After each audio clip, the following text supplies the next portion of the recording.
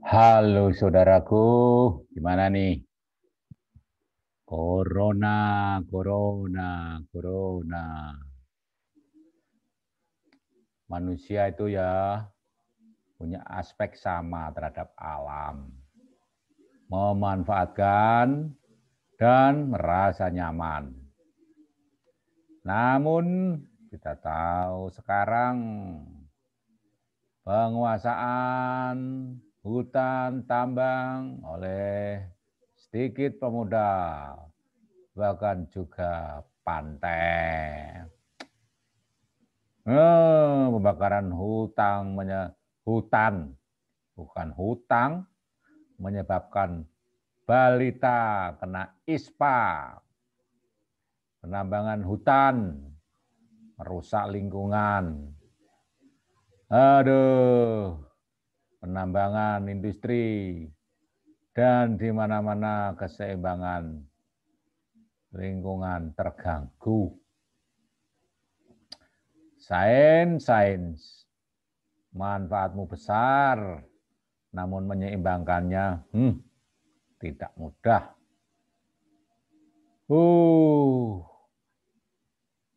Macet, polusi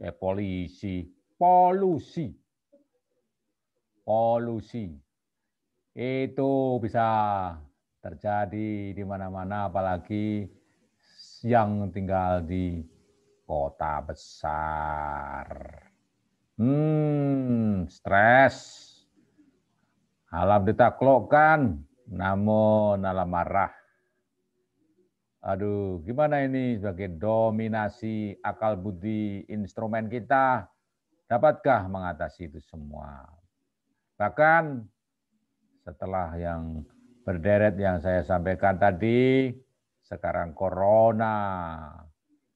Ya, selama 1 tahun kita dihantui corona, bahkan hantu itu tinggal bersama kita. Oh, manusia kok tinggal bersama hantu? Gimana logikanya? Tanya aja Haji Romai Rama.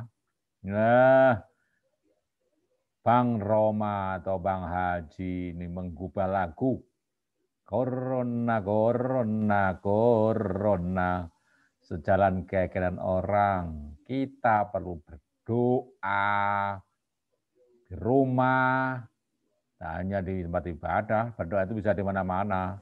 Sekarang harus di rumah. Pakai streaming lagi. Baru sebentar. Offline atau jumpa langsung harus PSBB lagi.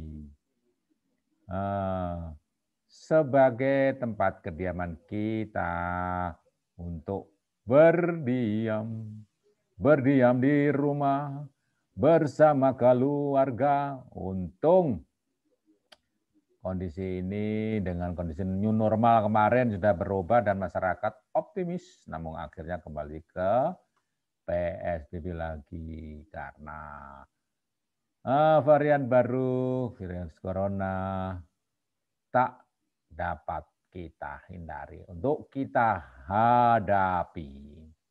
Kematian ini memang selalu menjadi akrab sehari-hari kita. Corona bukan coro. Kalau coro memang di rumah ada, ini corona.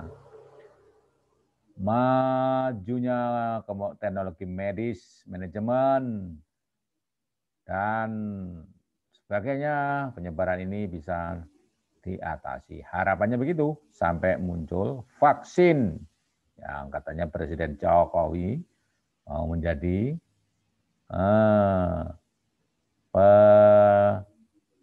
penerima vaksin pertama di tubuhnya. Kita tunggu deh kabarnya. Manusia Homo sapiens ini berlangsung ribuan tahun memang sudah menimbangkan hierarki kehidupan jadi kesadaran. Seperti dilakukan oleh Søren Kierkegaard. Betapa kehidupan hedonis dalam fase estetis tak bisa mengantarkan manusia jadi tenteram terus karena nafsunya itu yang terus mengganggu alam untuk menjadi pengganggu manusia. Horkheimer mengkritik manusia modern karena kepongannya menundukkan alam. Itu semu. Semu itu bukan sungguh-sungguh, hanya pura-pura, yang tidak seperti yang kelihatannya.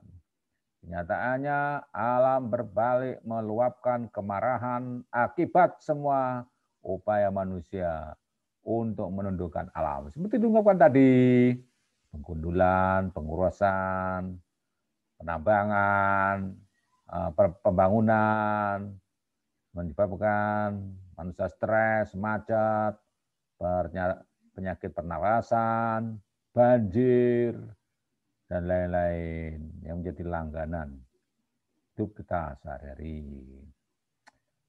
Kita hendak beranjak dari pesta foya ini dengan berbuat baik sebagai wujud fase etis.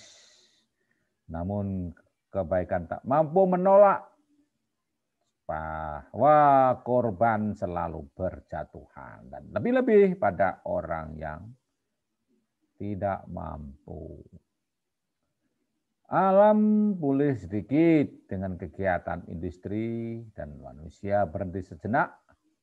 Kehidupan tetap tampak absurd. Untuk lompatan iman sebagai fase religius adalah pilihan. Ya, di mana-mana orang menjadi beragama dan bertuhan karena mereka merasa hanya Tuhan jawaban sebagai pemegang kedaulatan. Terserah Anda sebagai negeri yang berketuhanan yang Maha Esa, bebas membiarkan kita punya iman tentang ketuhanan. Itu yang pasti di sini dua filsuf tadi disebut namanya. Pertama, Søren Kierkegaard, bahwa perjalanan manusia yang ribuan tahun itu seharusnya bisa menimbangkan hierarki kehidupan yang menjadi kesadaran seperti kehidupan hedonis, dan fase estetis tidak bisa mengantarkan manusia menjadi tentram terus. Dan Horkheimer mengkritik manusia modern karena kepongannya menundukkan alam adalah semu.